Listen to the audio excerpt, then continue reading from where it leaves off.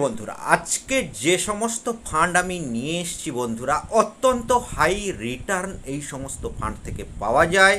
তবে আমি বলবো যে আপনারা যে পোর্টফোলিও তৈরি করবেন সেখানে কিন্তু অবশ্যই large cap, mid cap, index fund কিছু এবং অবশ্যই স্মল ক্যাপ ফান্ডে ইনভেস্ট করবেন।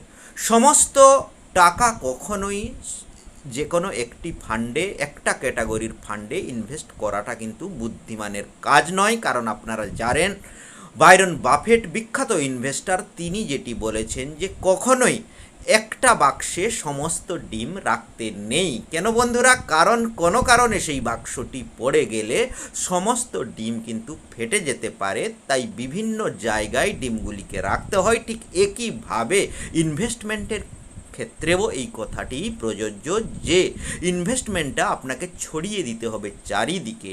এই মুহূর্তে গোল্ডের দামও অনেকটাই কম, কিছুটা গোল্ডেও আপনি ইনভেস্ট করতে পারেন। এছাড়া মিউচুয়াল ফান্ড তো আছে। তবে আজকে আমরা যে ফান্ড নিয়ে এসেছি অবশ্যই অত্যন্ত জনপ্রিয় এই মুহূর্তে, সেটি হচ্ছে স্মল ক্যাপ ফান্ড বন্ধুরা, যার রিটার্ন আমরা বলবো যে অত্যন্ত বেশি। তবু আমরা বলবো যে পোর্টফোলিওতে কিন্তু সব ধরনের ফান্ড আপনি রেখেই চলবেন।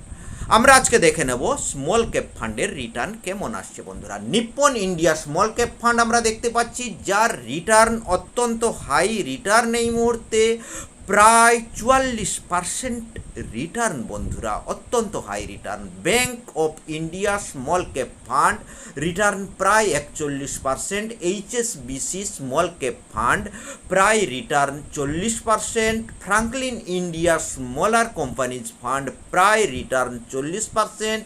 Tata small cap fund return প্রায় 40%। Canara Robeco small cap fund return প্রায় 38.5%। Edelweiss small cap fund return প্রায় 38%। Invesco India small cap fund প্রায় 38%।